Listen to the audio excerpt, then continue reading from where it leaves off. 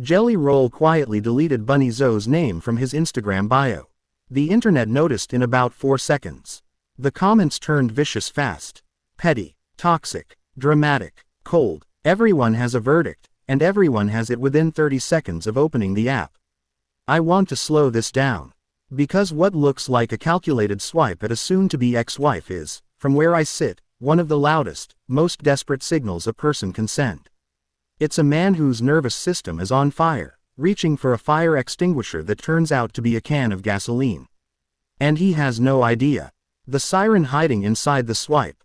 We are wired from the cradle to the grave to need emotional bonding with another human being. When the person you long to feel loved by stops feeling reachable, your body doesn't register it as disappointment. Your limbic system registers it as danger. You protest. Everyone does. The form changes, the protest doesn't. In my office, we call this negative loop the waltz of pain. Step 1. You start seeing your partner as withholding love. Step 2. A reactive emotion rises up. Anger, frustration, shame. Step 3. You take a protective action shaped by that hurt. Deleting a spouse's name from your Instagram bio is step 3. If Jelly Roll runs more like a relentless lover, that delete is a flare gun. Look how much you're hurting me. Notice me. Are you even there for me anymore? If he runs more like a reluctant lover, that same delete is a retreat. I keep failing you. I can't get it right.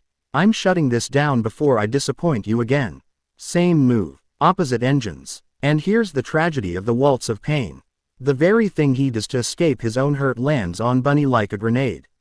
Then it boomerangs and guts him too. She feels abandoned, so she reaches for her own protest.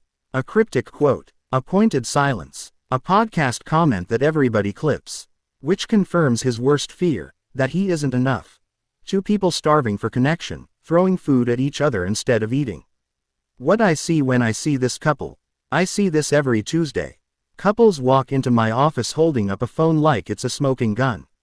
The deleted bio, the unanswered text, the passive-aggressive meme. Everyone arrives as the world's renowned expert on the problems of their partner. If I ran a global conference on what's wrong with their spouse, they'd be the keynote. That's not a character flaw. That's pain talking. I think of it like scuba diving. The internet is staring at the choppy waves above the waterline, which is just reactivity. Below the waterline, where the vulnerable feelings and attachment needs actually live, the story is completely different. Below the waterline, I don't see two warring celebrities. I see two amoebas in a petri dish reacting to threat and safety. If you want to see your own version of this loop with your own partner, you can take the empathy relationship quiz and get a read on which side of the dance you tend to land on. And the modern goldfish bowl makes it 10 times harder.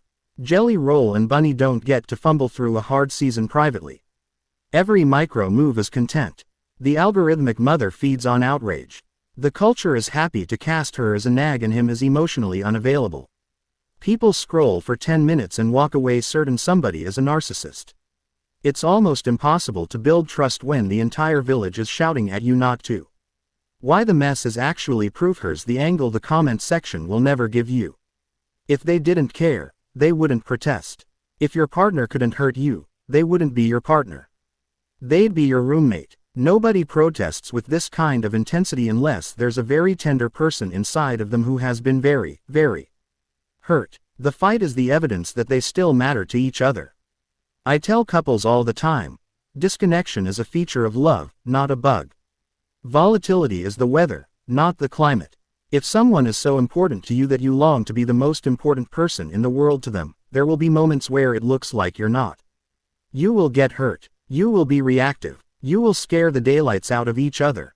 Erasing a name from a bio isn't emotional deadness.